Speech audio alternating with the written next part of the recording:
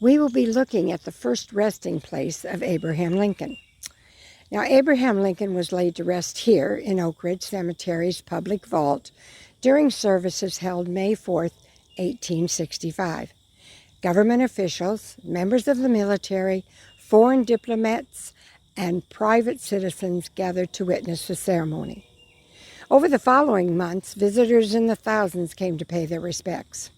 A New Yorker found that the stone doors of the sepulchre were open and the sentry permitted people in small parties to approach the iron grating and view the coffin within. It was draped in black and festooned with garlands of flowers and evergreen shrubs. Sadness pressed heavily upon me at the scene, he said. The president's casket, along with that of his son William, who had died at the White House in 1862, remained here until December of 1865. They then were moved to a newly built temporary tomb located about midway up the ridge. Built in 1864, this receiving tomb, like those found in many American cemeteries, served those who, in their bereavement, are not immediately prepared to site a lot for the final resting place. Also those who are awaiting the arrival of friends.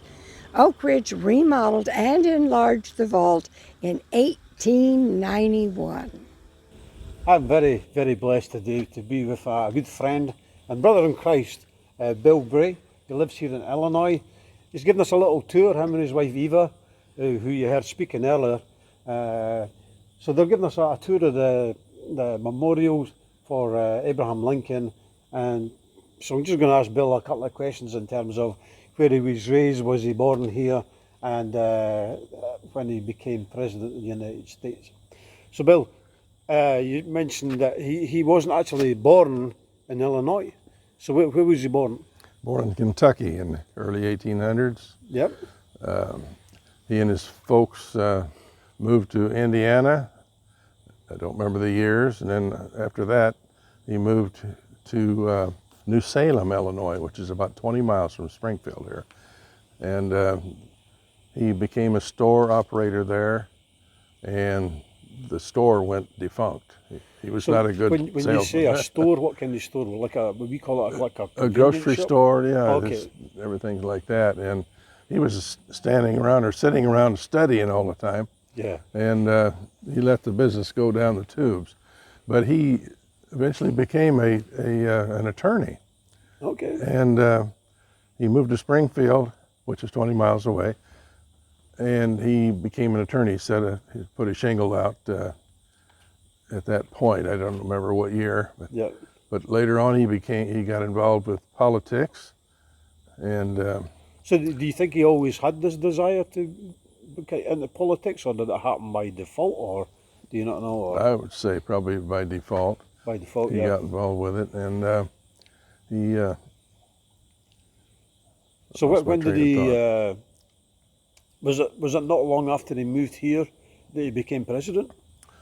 No, it was. A while He after. was. I don't remember how many years, but like I say, he got involved with politics, and he ran for president, and won in 1960, and in March of 1861, he became president, and very soon after that, the Civil War started. Okay. And so he lived through the whole Civil War, and he was shot just about a week after they signed the truce for the Civil War. So in Ford's Theater in Washington, D.C. Yeah, well, I've seen the film Lincoln, and it's pretty powerful in terms of what he did. So the guy who actually shot him, I can't remember his name now. John Wilkes Booth. Yeah. So did he actually get caught? Did he ever get caught? Yes. They said he jumped off the balcony. They were at the theater there, Okay. and he hurt his leg, so he limped off. Right. And he got away, but they caught him a day or two later, I think. Okay. Okay, and what happened to him then? Was he imprisoned or executed, or do you not know? I don't remember. Don't remember. I know he was in prison, I'm but guessing you weren't there. no, I was not there. Yes. Some people look old enough as if they've been there. So Yeah. Eva was telling us a little bit about this place here, and it appears that Lincoln moved when he was buried. He seemed to get moved around quite a lot. Due to the construction, from what I've read about it, Yeah. and he was put in this tomb in 1865, Right. and they moved him to another place a few years later, but it took 10 or 11 years for him to complete the mausoleum. So it said that he was moved 17 times Wow. during that time. So And, because he's moved quite a lot, we're going to see that other part in a second. But the reason for moving quite a lot was people trying to steal his bones. Was that part of it, or was it just he was so popular, so many people wanted to come and see him? Or was Well, it a it was mixture due of mostly different to things? construction. It said Right. now they tried to steal his body later on after he was in the museum or the mausoleum rather, and of course it never came about. They got away for a few days, but they were caught. Because I heard a few conspiracy theories that his body was never laid here, and hence why people were trying to dig it up to try and find the bones to say, see, here it is.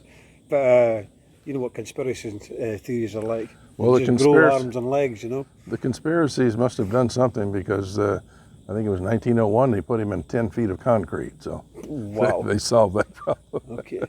Well, Bill, thank you for taking the time to talk to me just now. We're going to go up to the other place and we'll have a chat up there a little bit more about it. Okay. God bless you. Thank you.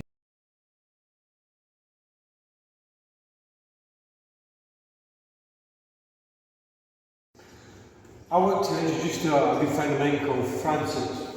And thank you so much for taking the time to talk to us about You're Abraham welcome. Lincoln. So, one part I wanted to focus on was his faith. So you could talk a little bit about his faith. Okay, his father Thomas was more of a hard-shell Baptist from Kentucky. And by the way, I want to say the first Lincoln, Samuel Lincoln, came from Hingham, England to Hingham, Massachusetts, in probably about I don't know if it's on the sign back there, 1630, somewhere around that. But I know I don't know what his religion was, but I know, and then there were other ancestors before Thomas Lincoln and then Abraham Lincoln. Thomas, as I say, was Baptist, very much against slavery. Okay. So Lincoln, it wasn't just Lincoln against slavery. I mean, he learned it from his father. And when they lived in Kentucky, they lived along the road. Well, they lived in Hodgenville, Kentucky, and then Knob Creek, Kentucky, which the road that went in front of their house on Knob Creek was where a lot of slaves would be transported back and forth. And so Lincoln learned a lot about what he didn't like about slavery from his father and what he saw in Kentucky. Now, of course, he went to New Orleans on the flatboat and he saw them buying and selling slaves in New Orleans, Louisiana. And Lincoln, as I say, I've said before, but you don't have, he never joined a church, but he knew a lot about scriptures, and there's very good books about Lincoln and ministers and what Lincoln believed.